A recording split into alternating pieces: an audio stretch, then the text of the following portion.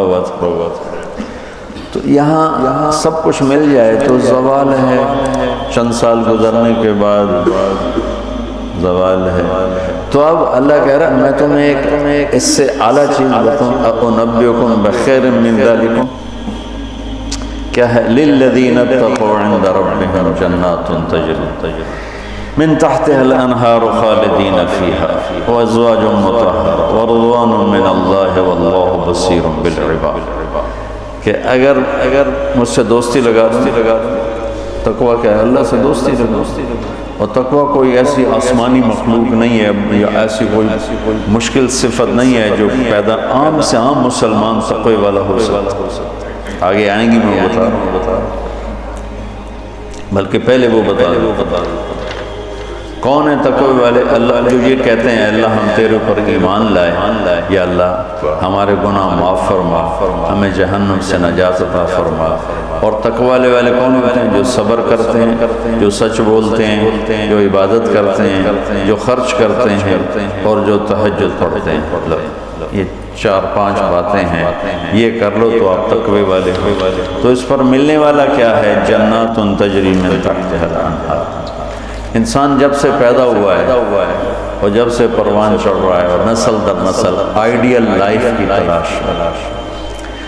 18ویں صدی میں جب سائنس نے ایک دم آنکھیں کھولی اور انسان نے کائناتی علم دریافت کیے تو ایک شور اٹھا کہ اب خدا کوئی نہیں، اللہ کوئی نہیں، یہ سارا سسٹمیٹک سسٹم ہے۔ تو ہم نے مادی طاقتوں کا راستہ دیکھ لیا ہے، ہمیں کسی خدائی جنت کی ضرورت نہیں، ہم دنیا کو جنت بنا۔ یہ 18ویں صدی میں بہت انکار، اللہ کے انکار کی بہت ہوا چلی۔ پھر انسانی علم خود یہاں تک پہنچا کہ نہیں، اللہ کے انکار کے بغیر کائنات کا کوئی نہ سر ہے نہ پیر ہے، نہ توجیہ ہو سکتی ہے، نہ کوئی اس کے کسی سوال کا جواب ہو سکتا ہے، لہذا ایک خالق ضرور ہے جس نے اس کائنات کو پیدا کیا۔ تو انسان اچھا ایک بات پہلے میں جو میڈیکل سائنس کہتی ہے کہ انسان اپنے ذہن میں کبھی ناممکن کی تمنا نہیں کر سکتا۔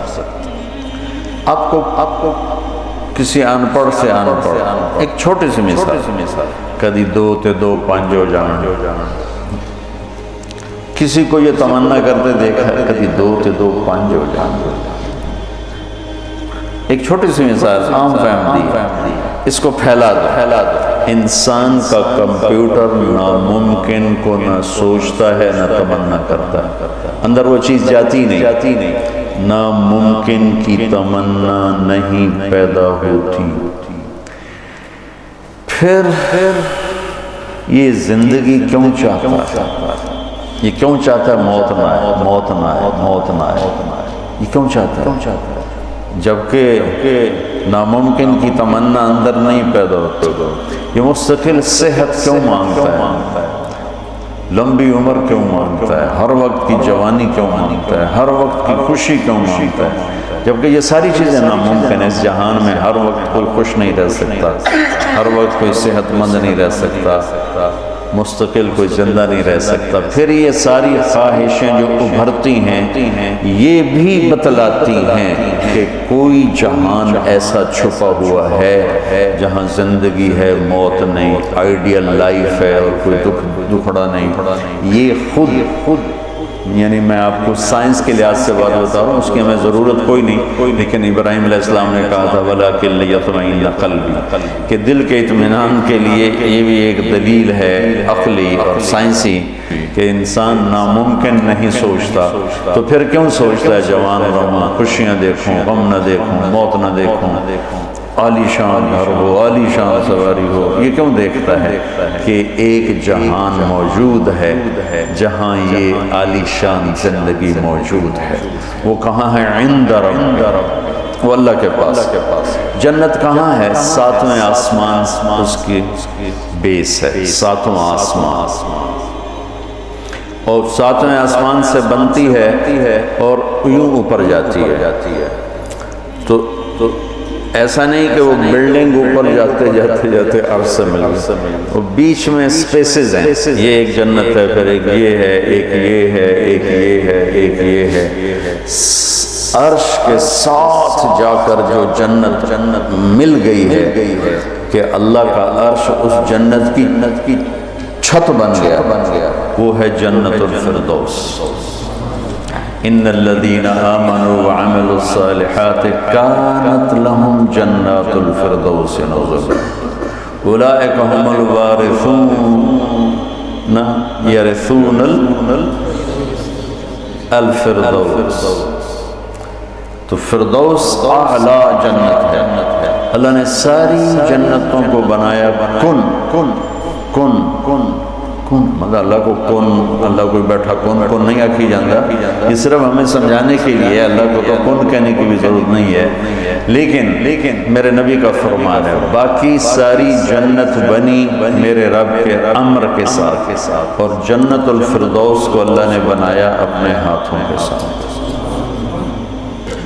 تو یہ دنیا اللہ نے جس دن بنائی ہے، جس دن اس سے لے کر آج تک اس کو ایک دفعہ بھی محبت سے نہیں دیتا، اور جنت الفردوس کو جس دن بنایا ہے اس دن سے لے کر آج تک روزانہ دن میں 5 دفعہ رحمت کی نظر ڈالتا، اور جنت الفردوس کو ہاتھوں سے بنایا ہے تو کیا چیز بنی ہو، ہاتھوں سے بنایا ہے وہ کیا چیز بنی ہو، جس دن بنایا تھا اس دن سے لے کر آج، اور آج سے جس دن اس میں جانا ہے، آنے والا زمانہ بھی موجود ہے، گزرا ہوا زمانہ کوئی 25 ارب سال ہے، 30 ارب سال ہے اس کائنات کو بنے ہوئے، تو اگر اسی عدد کو لے لیں تو میرے نبی کا فرمان ہے کہ اللہ جنت الفردوس کو روزانہ دن میں 5 دفعہ اس کا میک اپ کرتا، پہلے سے 5 دفعہ جس چیز کا میک اپ ہو وہ کیا چیز بنے۔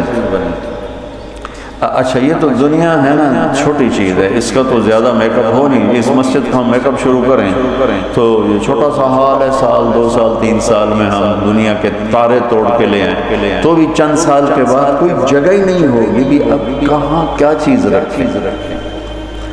میں اس پہ حیران ہوتا ہوں، ایک لڑکی دلہن بن رہی تو وہ پارلر پہ اسے 1 گھنٹہ 2 3 4 5 6 7 8 لگا، اس کے بعد وہ کیا کریں گے، منہ ایڈا سارا تو اب اس کے اوپر پورا ڈبہ تو نہیں ڈال دیں گے پاؤڈر کا، یا ساری سرخی اس کے منہ پہ مل دیں گے، تو وہ تو بھوتنی بن جائے گی بجائے دلہن۔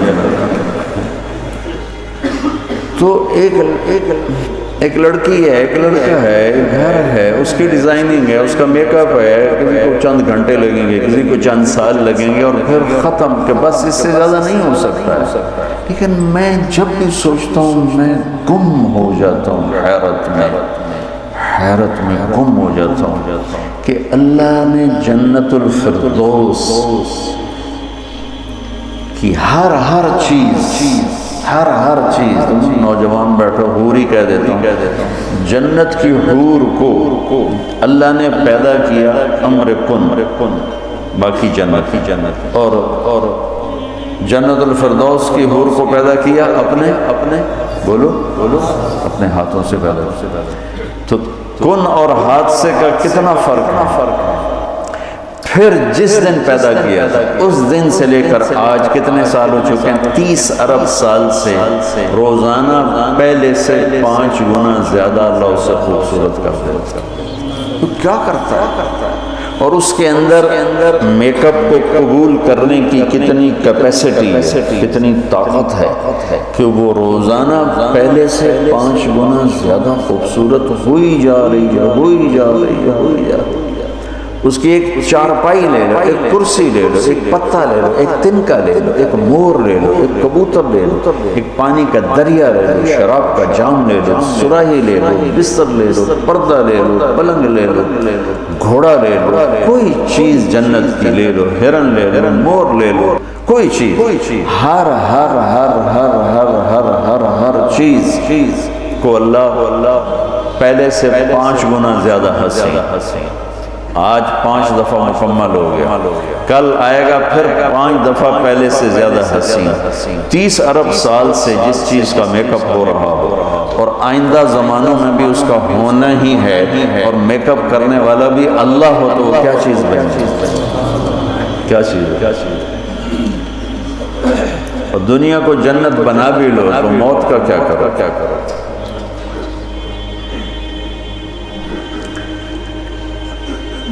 ایک آدمی نے بہت عالیشان بنایا اپنا گیٹ گھر، تو میں اس کے ساتھ جا رہا تھا تو مجھ سے کہنے لگا مولانا صاحب اتنے ہی ویکھو اسی تو اتنے روپیے لا چھڑیں تسی ویندے ہی نہیں پئے، دیکھو میں نے کیا بنایا۔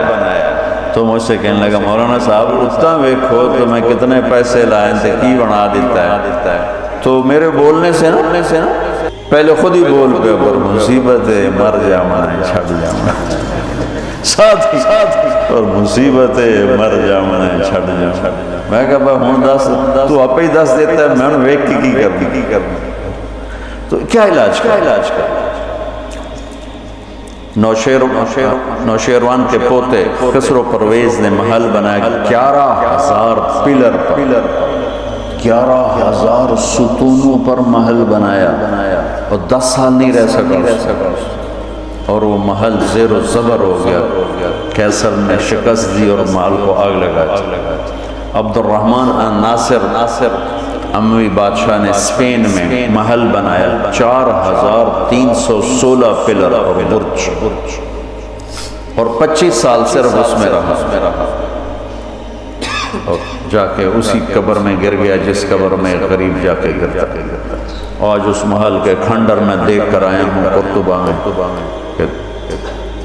کیا وہ شان و شوکت 300 ہجری میں بننا شروع ہوا، اور 1,000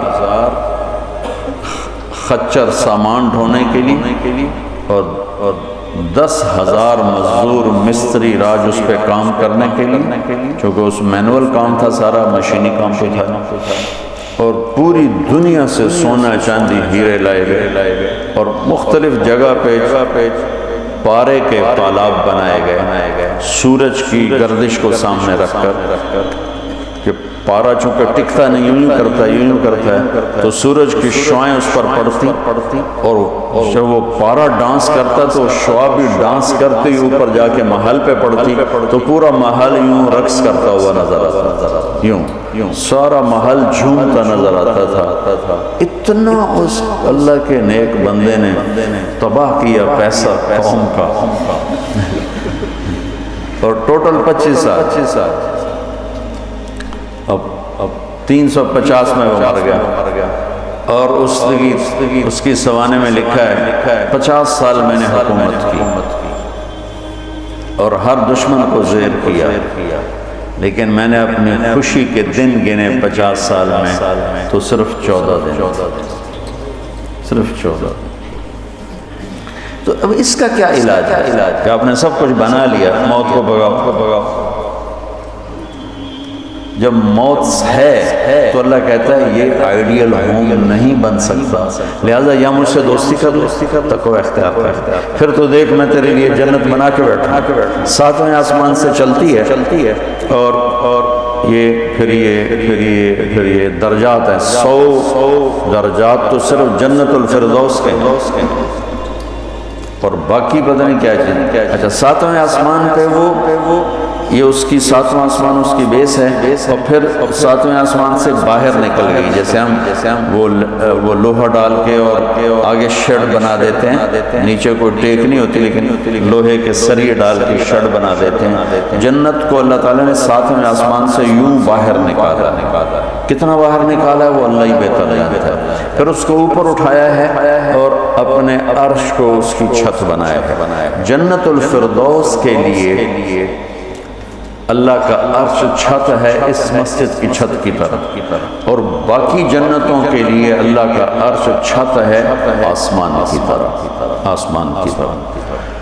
تو اس میں ایک تنکا لکڑی یا گھاس، وہاں کا تنکا بھی سونے چاندی سے بنا، یہاں کے درخت لکڑی کے، ایک کہنے لگا سونے چاندی سے پھل کیسے آئے گا؟ میں نے کہا لکڑ تو پھل کی میں آئے گا، یہ کوئی ہے عقل میں آنے والی بات کہ لکڑی سے پھل نکلنا؟ لیکن چونکہ ہم ہر وقت دیکھتے رہتے ہیں تو وہ ہمارا ذہن اسے قبول کر چکا ہے. ورنہ کوئی عقل کی بات ہے کہ لکڑی میں سے آم نکل آتا ہے اور لکڑ میں سے انگور نکل آتا ہے, چھوٹی سی بیل میں سے اتنا بڑا تربوز نکل آتا ہے. یہ کیا چکر ہے؟ زمین پر پڑے اتنا ہو جاتا ہے. وہ کہتے ہیں کوئی فلسفی جا رہا تھا تو اس نے دیکھا اتنا بڑا تربوز زمین پہ پڑا ہوا اور آم لگے ہوئے درخت پر, تو کہنے لگا ایک ہی گل چھوٹے چھوٹے تیلا دیتے ہیں وڈے نو ہیٹھاں پاتا ہے. تو ابھی اسی سوچ میں تھا تو ایک کام ٹوٹ کے اس کی ٹنڈ پہ لگا. کہنے لگا سمجھ آ گئی یہ میرے اتنے ہندوانہ ڈاندا تو میرا کی حال ہے,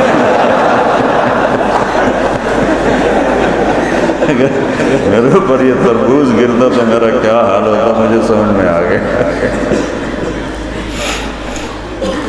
تو اللہ نے ادنا ترین چیز جو لگائی ہے جنت میں سونا اور چاندی, زمرد اور یاقوت, ہیرا اور جوہر ہے. اور میں نے ملکہ برطانیہ کے محل میں دیکھا, اس کے تاج میں, ان کے محل میں عجائب گھر بنا ہوا, ان کے تاج میں لگا ہوا تھا کوہ نور. لیکن اب اس کی وہ شان و شوکت نہیں رہی, چونکہ کاٹ کے تاج میں لگایا اور پھر 3 ٹکڑے کر کے آگے ایک پٹی میں رکھا ہوا تھا. یہ پورا جب ہیرا تھا تو دیوگری جنوبی ہند کی ایک ریاست تھی, اسے علاؤالدین خلجی نے فتح کیا. تو جب مال غنیمت کے لیے خزانے کا دروازہ کھولا گیا تو اس میں یہ ہیرا پڑا ہوا. تو علاؤالدین خلجی کے منہ سے بے ساختہ نکلا کوہ نور, یہ تو نور کا پہاڑ ہے. تو اس ہیرے کا نام ہی کوہ نور پڑ گیا. تو پھر جب انگریزوں نے فتح کیا ہندوستان کو تو پھر ملکہ برطانیہ کے لیے اسے جہاز کے ذریعے سے وہاں لندن پہنچا دیا گیا. یہ دنیا کا سب سے بڑا ہیرا تھا, ہو سکتا ہے اب اس سے بڑے ہوں, لیکن جنت کے کسی بھی لباس میں, تاج میں, گلاس میں, سراہی میں, میز پر, کرسی پر, بستر پر, مسیری پر, پلنگ پر, دروازے پر, کھڑکی پر جو موتی ہیرے جڑے ہوئے ہوں گے, اس میں سب سے چھوٹا موتی یا ہیرا یا نیلم یا زمرد یا پوکھراج, جو بھی تم نام لے لو, جو آج دنیا میں قیمتی پتھر پائے جاتا ہے, اس کو لا کر یہاں ٹیبل پر رکھ دو. وہ اتنا سارا ہوتا ہے, میرے رب کی قسم یہاں سے آسمان تک روشنی پھیل جائے اور خوشبو پھیل جائے. تو اللہ تعالیٰ کہہ رہا تم مجھ سے صلح تو کرو, مجھ سے یاری لگاؤ, میں نے آئیڈیل ہوم تمہارے لیے بنایا ہوا ہے. ایک نوجوان کہنے لگا اللہ حوروں کا لالچ کیوں دیتا ہے؟ میں نے کہا زنا سے روکنے کے لیے, کیونکہ لوگ شادی کر کے بھی زنا نہیں چھوڑتے, اور اللہ معاشرے کو پاک دامن دیکھنا چاہتا ہے. جس معاشرے میں زنا پھیل جاتا ہے وہ معاشرہ برباد ہو جاتا ہے. تو اللہ چاہتا ہے کہ ہر مرد عورت پاک دامن زندگی گزارے, اس لیے نکاح کا راستہ رکھا اور پھر مرد کی شہوت کو روکنے کے لیے وعدہ کیا. تو یہاں صبر کر, حلال کام کر, تو آجا میرے پاس, میں نے تیرے لیے تیری اس خواہش کا سامان تیار کر کے رکھا ہوا ہے کہ یہاں کا مادہ مٹی ہے, وہاں کا مادہ مشک و عنبر ہے, وہاں کی گھاس زعفران کی ہے, یہاں زعفران اتنا سا ملتا ہے اور لاکھوں روپے کا کلو ملتا ہے, اور وہاں پوری میدان میں جو گھاس ہے وہ زعفرانی ہے. اور گھر کی ایک اینٹ موتی کی, ایک اینٹ زمرد کی ہے, ایک یاقوت کی ہے, ایک زمرد کی ہے, ایک سونے کی ہے, ایک چاندی کی ہے, بیچ میں مشک کا گارا ہے اور زعفران کی گھاس ہے, اور اللہ کا عرش اس کی چھت بنایا گیا ہے. اور وہ اندر بیٹھو تو باہر نظر آتا ہے, باہر بیٹھو تو اندر نظر آتا ہے. میں نے جو ایک دفعہ جنت کا محل دیکھا خواب میں, تو یہ اس کی میں نے صفت جو پڑی تھی وہ میں نے آنکھوں سے دیکھی کہ میں اس کے اندر چل رہا تھا, مجھے باہر بھی نظر آ رہا تھا اور اوپر بھی نظر آ رہا تھا اور دائیں بائیں بھی نظر آ رہا تھا. لیکن میں ایک گیلری میں چل رہا تھا اور اس کا جو فرش تھا مجھے لگتا تھا ہر فرش کی ٹائل کے نیچے سورج نکلا ہوا ہے, اس طرح اس میں سے روشنیاں نکل رہی تھیں, روشنیاں نکل رہی تھیں.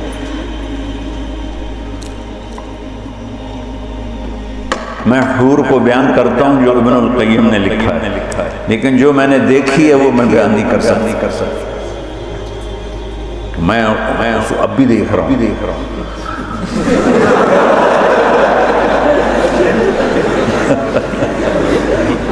میرے رب کی قسم میں کیسے بتاؤں کہ وہ کیا حسن، کیسے بتاؤں، یقین مان میں کتنا جنت کو بولتا ہوں اور میں جنت کے حوروں کو بولتا ہوں جو لکھا ہوا ہے، لیکن جو اللہ نے مجھے دکھایا وہ میرے پاس نہ لفظ ہے، اس کی مسکراہٹ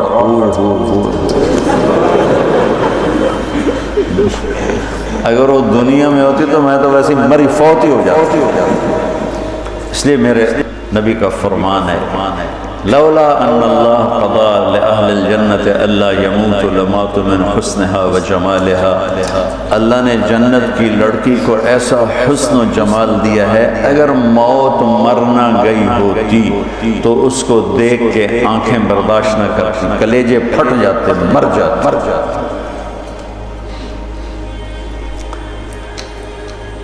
تو یہاں کی عورتوں کے لیے بھی بشارت ہے کہ ایمان والی نیک صالح پاک دامن عورت جنت کی اس حور سے 70,000 گنا زیادہ خوبصورت ہوتی ہے۔ 70,000 گنا کا مطلب ہوتا ہے لا محدود۔ ایک دفعہ حضرت ام سلمہ نے پوچھا یا رسول اللہ نساء الدنیا افضل ام نساء الجنہ، دنیا کی عورتیں افضل ہیں یا جنت کی عورت؟ آپ نے فرمایا بل نساء الدنیا، ام سلمہ دنیا کی عورت۔ تو انہوں نے کہا یا رسول اللہ وہ کیسے؟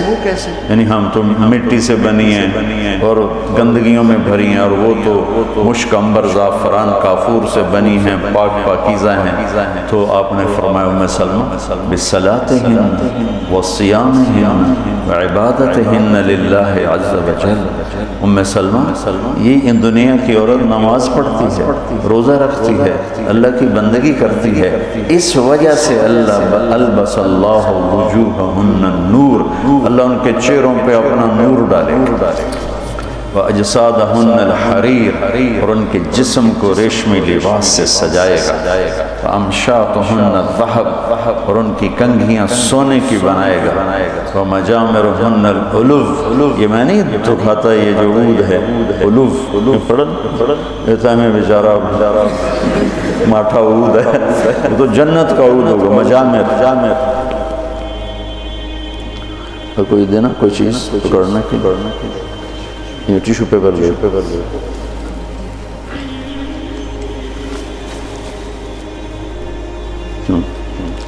اس کو کہتے ہیں مجمار کا اردو میں لفظ دھونی دینے کی چیز، اس میں مجامر جمع ہے مجمار، کہ اس طرح ان کے سامنے ہوں گے اور اس میں عود جل رہا ہوگا اور اس کی خوشبو پھیل رہی ہے۔ یہ دنیا کی عود ہے، ساری مسجد میں خوشبو آتی کہ نہیں آتی؟ ہم مٹھی سی چیز ہے، تو وہ کیا چیز ہے؟ وہ خوشبو ایک بہت بڑی یعنی فریش کرنے والی ایک نعمت اللہ نے کہ دماغ کی غذا ہے خوشبو، آنکھوں کی غذا ہے سبزہ، اور دماغ کی غذا ہے خوشبو۔ اللہ تعالیٰ نے اس کو خوشبوؤں سے بھر دیا۔ عرفہا لہم کا ایک ترجمہ ہے کہ جنت کو اللہ تعالیٰ ان کے لیے خوشبودار بنا رہا ہے، عرف خوشبودار بنانا۔ ایک اور ترجمہ بھی ہے لیکن ابھی اس کی مناسبت سے مجھے یاد آیا کہ عرفہا لہم، کہ آ جاؤ ایک دفعہ مجھ سے دوستی لگا کے پھر ایسی جنت دوں گا جس میں خوشبو ہوگی، اور ایسی خوشبو ہوگی کہ یہ ادھر تو لگاتے ہیں اور تھوڑے دیر بعد ختم ہو جاتی ہے، وہ تمہیں ہمیشہ مہکائے رکھے اور تمہیں ہمیشہ تر و تازہ رکھے، خوش و خرم رکھے۔ تو اللہ تعالیٰ فرمایا تو میرے پاس آ جاؤ، تو تم جس آئیڈیل ہوم کو ڈھونڈتے ہو وہ میں نے تمہارے لیے تیار کیا۔ تجری من تحتها الانہار، پانی یہ انہار دریا کو کہتے ہیں، وہ دریا ہیں، اصل میں دریا ایک کنایا ہے، یہ ہے اس کے لیے خوبصورتی کے لیے کہ پانی سے حسن آتا ہے۔ لوگ سردیوں میں گرمیوں میں مری جاتا ہے، ناران جاتا ہے، لورالائی نہیں جاتا، فورٹ منرو نہیں جاتا، وہ بھی ٹھنڈا ہے، لیکن وہ اتنا ویران ہے کہ اس پہ سبز نام کی شائی کوئی نہیں، اور کیوں نہیں ہے کہ پانی کوئی نہیں، پانی نہ ہونے کی وجہ سے کالے پہاڑ ہے، مری ناران کاغان میں پہاڑ سرسبز ہیں کیونکہ وہاں پانی بہت زیادہ ہے، تو انہار انہار انہار، یہ اشارہ ہے خوبصورتی کی طرف، اور انہار دریا سے حدیث ایک یاد آ گئی، وصف الجنہ فی وصف الجنہ، یہ ایک مسقطی عالم کی لکھی ہوئی کتاب تھی، مجھے اچانک یاد آ گئی کہ وہ دریا میں ان کے بحری جہاز چلیں گے، ایک ایک جہاز اتنا بڑا ہوگا کہ پوری دنیا اس کے مقابلے میں حقیر ہوگی، دنیا کو 24,000 کلومیٹر کی دنیا اس جہاز کے سامنے حقیر ہوگی، تو جب وہ اس جہاز پہ چڑھیں گے سیر کرنے کے لیے تو وہاں ان کے لیے الگ بیویاں ان جہازوں میں ہوتی، اور ان کو مچھلیاں گھیر لیں گی چاروں طرف سے، تو ان کو سلام کر کے کہیں گی اللہ کے دوست مجھے کھاؤ گے؟ وہ کہے گا کھاؤں گا، تو وہ پوچھے گی مچھلی کباب کھاؤ گے سالن کھاؤ؟ تو وہ کہے گا اتے تو آؤ اندر ہی گلنا کیتی چل، تو پھر وہ چھلانگ لگا کے اوپر آ جائے، تو موت تو ہے نہیں، تو وہ کہے گا کباب کھلاؤ، تو وہ یوں کرے، تو ایک کندھے سے کباب نکل کے سامنے آنا شروع، کہے گا سالن دے، یوں کرے۔ میں یہ بنگلہ دیش میں حدیث بیان کرتا ہوں، بہت مزہ آتا ہے، جو کہ بنگالی بڑے خوش ہوتے ہیں، ان کی غذا مچھلی ہے۔ ایک دفعہ پہلوانوں کو اکٹھا کیا، زندگی میں پہلی دفعہ میں نے پہلوان اتنے دیکھے، اور پہلی دفعہ ان سے میں نے بات کر لی، میں پریشان، یا اللہ میں ان سے کیا بات کروں، سارے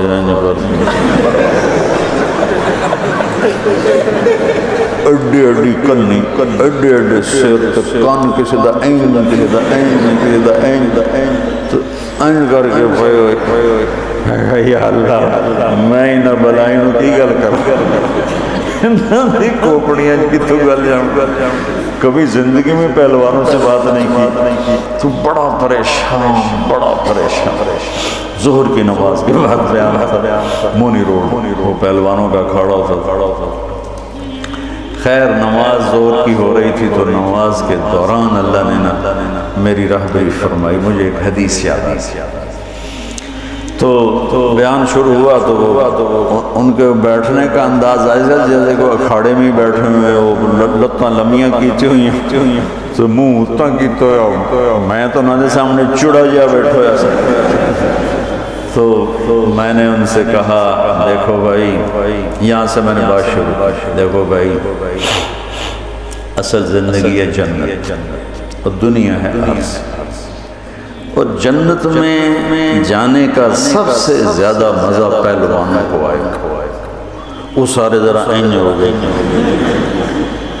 پہلے این، پہلوانوں کو بڑا مزہ آئے گا جنت میں جانے کا، اس لیے کہ جنت کا پہلا کھیل جو اللہ ہمیں دکھانے والا ہے، پہلی انٹرٹینمنٹ جو جنت کی ہوگی سب سے پہلے، وہ مچھلی اور بیل کی کشتی ہو۔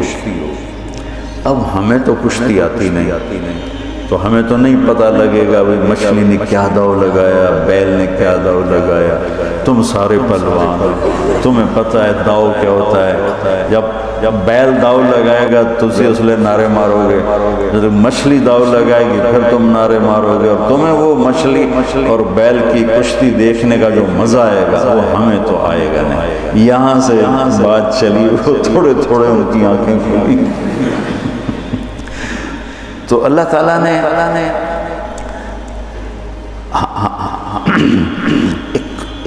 عجب گھر بنایا، اور ہمیں ذوق ہی نہیں، چونکہ جنت کے تذکرے کوئی،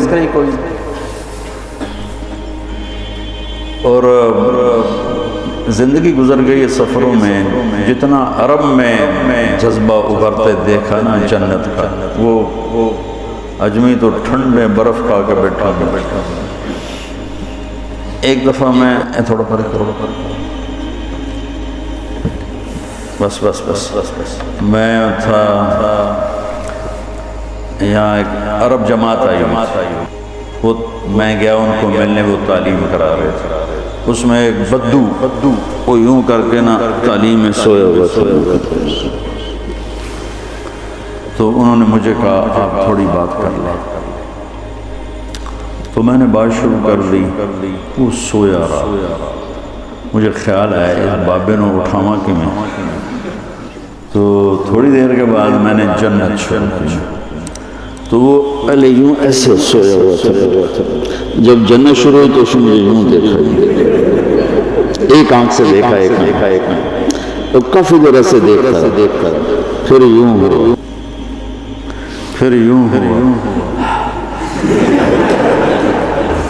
وہ پھر ایک دم جمپ لگایا، تو میں نے آئینہ کھولی نا کہ آئینہ کیا چیز ہے، تو پھر جمپ لگا کے ناچنا شروع ہو گیا،